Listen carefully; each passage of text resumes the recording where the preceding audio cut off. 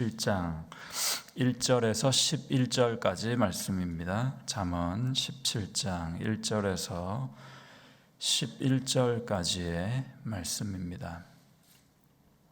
제가 읽기를 시작합니다.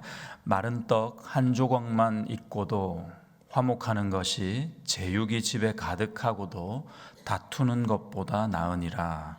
슬기로운 종은 부끄러운 짓을 하는 주인의 아들을 다스리겠고 또 형제들 중에서 유업을 나누어 얻으리라. 도가니는 은을, 풀무는 금을 연단하거니와 여호와는 마음을 연단하시느니라. 악을 행하는 자는 사악한 입술이 하는 말을 잘 듣고 거짓말을 하는 자는 악한 혀가 하는 말에 귀를 기울이느니라. 가난한 자를 조롱하는 자는 그를 지으신 주를 멸시하는 자요, 사람의 재앙을 기뻐하는 자는 형벌을 면하지 못할 자니라. 손자는 노인의 면류관이요 아비는 자식의 영화니라. 지나친 말을 하는 것도 미련한 자에게 합당하지 아니하거든 하물며 거짓말을 하는 것이 존귀한 자에게 합당하겠느냐. 뇌물은 그 임자가 보기에 보석 같은즉 그가 어디로 향하든지 형통하게 하느니라. 허물을 덮어주는 자는 사랑을 구하는 자요 그것을 거듭 말하는 자는 친한 벗을 이간하는 자니라. 한마디 말로 총명한 자에게 충고하는 것이 매 100대로 미련한 자를 때리는 것보다 더욱 깊이 박히느니라.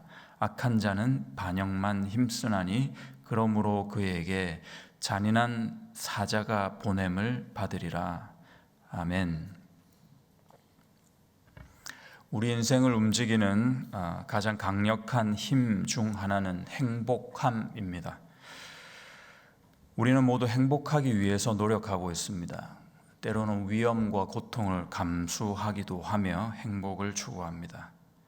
그런데 오감에만 익숙한 아둔한 우리 인간은 세상에서 무엇을 얻고 채워야만 행복하다고 생각하기 쉽습니다. 그런데 이보다 더 큰 낭패가 있을까 하는 생각도 동시에 듭니다. 왜냐하면 참된 행복은 무엇을 가지느냐가 아닌 누구와 함께 있느냐에 의해 좌우되기 때문이죠. 1절을 다시 보시면 마른 떡 한 조각만 있고도 화목하는 것이 제육이 집에 가득하고도 다투는 것보다 나으니라 그랬습니다. 이 말씀에서 떡은 떡인데 한 조각밖에 없다는 설정이 되어 있습니다. 가족은 많은 듯합니다. 이 집에요. 그런데 그 떡이 또 게다가 말라 비틀어진 마른 떡이라고 합니다. 많은 식구들이 먹기에는 부족하고 너무 초라한 가진 것입니다. 그럼에도 이 가정은 행복하다 하고요. 반면에 제육이 많은 집, 여기서 제육은 단순한 고기가 아니라 제사 음식으로 바로 표기가 되어 있습니다. 히브리어도 희생 제물을 이야기하고 있습니다. 이 가족들은 제사에도 좀 충실한 것 같습니다. 나름 종교성도 있어요. 우리로 따지면 예배도 충실히 드리고 가정에서 기도도 잘하고 하나님을 향하고 있는 그런 가정일지도 모르겠습니다. 그런데 게다가 먹을 고기도 너무 많은 거예요. 풍족합니다. 그러나 결정적으로 다툼이 끊이지가 않는다 했습니다. 과연 성경은 이 두 가정 중에 어느 가정이 더 행복하다고 평가하고 있을까요? 가난하지만 화목한 가정입니까? 아니면 풍족하지만 다툼이 있는 집을 이야기합니까? 당연히 전자입니다. 여기까지 보면은 어떤 경우에서도 화목해야 되겠구나 하는 당연한 결론이 쉽게 나옵니다. 그런데 오늘 말씀은 조금 더 나아가고 있는 듯합니다. 참된 화목이 어떤 것이냐, 그것에 대해서 가르쳐주고 있다고 생각이 됩니다. 여러분, 일반적인 경우 어느 집이 더 불화할 확률이 높은지 한번 생각해 보십시오. 떡 한 조각만 있는 가정이 싸움이 많을까요? 아니면 먹을 것이 풍족한 그 가정에서 싸움이 많을까요? 당연히 먹을 게 좀 없어서 부족한 그런 가정에서 그 설정에서 아마 싸움이 더 많을 겁니다. 하다못해 없어서 짜증이라도 자꾸 나는 거거든요. 얼마 전 한 결혼정보회사가 800여 명의 미혼 남녀를 대상으로 부부싸움을 하는 가장 큰 이유가 무엇이냐라고 설문을 하고 물어봤습니다. 그랬더니 응답한 45%의 미혼 남자가 생활비와 적금 등의 경제적 이유가 1순위가 아니겠느냐 이렇게 대답을 했습니다. 그 결과를 보니까 젊은이들이요, 가난하면 사랑할 자신, 화목할 자신이 없는 듯합니다. 그렇다면 과연 그들은 형편이 넉넉해지면 더 사랑하고 더 서로 화목할 수 있을까 하는 의문이 좀 드는 겁니다. 넉넉해야만 누릴 수 있는 화목이라면, 그런 행복이라면 과연 그것을 우리가 참되다, 참된 행복, 참된 화목이다 할 수 있을까 하는 생각입니다. 1절 말씀이 당부하는 것이 어떻게 해서든 화목해야 돼, 화목이 최고야, 이런 말씀, 이런 단순한 억지를 우리에게 말씀하기보다는 우리는 떡 한 조각밖에 남지 않은 그런 상황에서도 정말 서로 화목할 수 있는가 하는 도전을 주고 있습니다. 저는 그렇게 들렸습니다. 답을 한번 찾아보라는 겁니다. 어떻게 하면 그럴 수 있을까 하는 겁니다. 어떻게 가난하고 부족한 형편에서도 서로 화목할 수 있을까? 없는데 어떻게 행복할 수 있을까? 빼앗겼는데, 잃어버렸는데 어떻게 만족하고 감사할 수 있단 말인가? 이런 질문입니다. 그 행복은 밖에서 오는 것이 아니라 안에서 이루어지는 것이다 하는 가르침을 주고 있습니다. 2절도 마찬가지인데요. 도저히 넘을 수 없는 신분의 벽이 있는데 종이 할 수 있는 게 있어요. 마음의 슬기로움을 품는 겁니다. 그 슬기로운 종은 그렇지 못한 주인의 아들을 잘 가르치고 인도해서 유산까지도 얻을 수 있다라는 또 설정이 되어 있습니다. 1절과 2절이 같은 내용이죠. 행복할 수 있다는 겁니다. 그 일체의 비결이 무엇이냐라고 질문했을 때 그 비결은 여기 마음에 있다, 이제 이런 가르침입니다. 그래서 하나님은 내가 가진 떡이나 고기를 먼저 부풀리지 않으십니다. 하나님은 그 대신에 떡과 고기를 만지기 대신에 우리 마음을 만지신다. 그렇게 3절에서 말씀하십니다. 마음의 참됨을 알고자 하십니다. 우리가 가진 그 하나님을 향한 마음, 서로를 향한 마음, 세상을 어떤 마음으로 살아가는지에 대한 그 중심을 하나님은 보고 싶어 하신다는 겁니다. 그리고 참되게 만들고 말겠다는 뜻을 가지고 연단이라는 것을 하십니다. 그런데요, 배부르고 넉넉하면 하나님께서 우리가 가진 이 마음을 진단하실 수가 없는 것이죠. 배부르고 넉넉하면요, 누구하고도 화목할 수 있습니다. 어렵지 않습니다. 좋은 게 좋다 하면 다 잘 지낼 수 있습니다.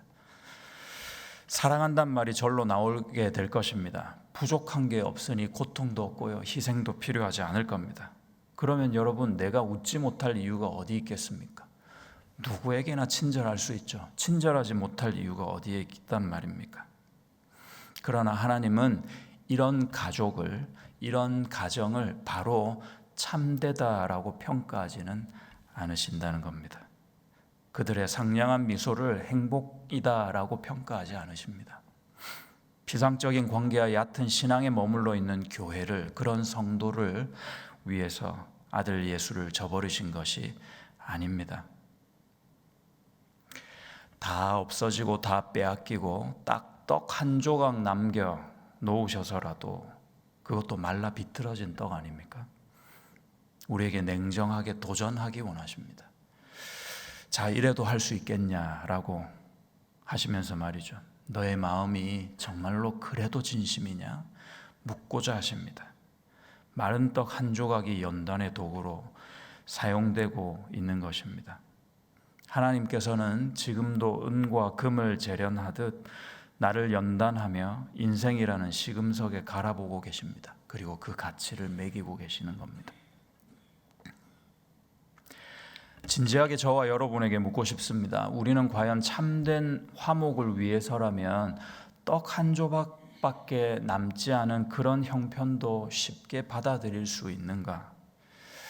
오히려 우리는 넉넉함을 위해서 화목함을 저버리고 싶지는 않을까? 슬기로운 종이 되기보다는 내 마음대로 살 수 있는 방탕한 주인의 아들이고 싶은 적은 없는가?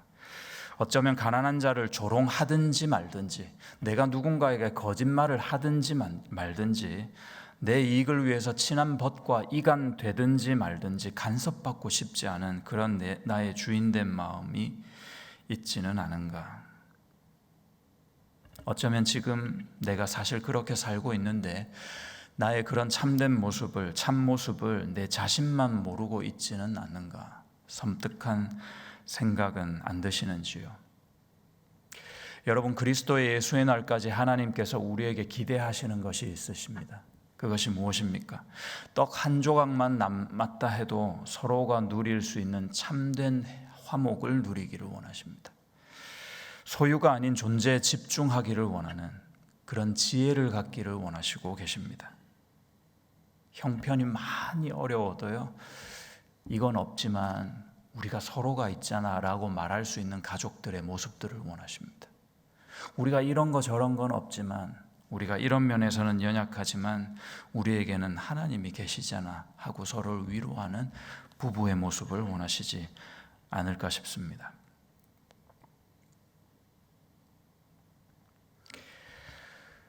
그렇게 격려하고 그렇게 위로할 때 주님은 영광 받으시지 않을까요? 이것은 그 희생의 고기를 많이 먹는다고 해서 이루어지는 일이 아닙니다. 우리의 참된 희생제물이 되신 예수를 내 마음에 매 순간 모시는 우리의 끊임없는 노력, 그것이 있어야 가능한 일입니다. 모신다는 것은 어떤 것입니까?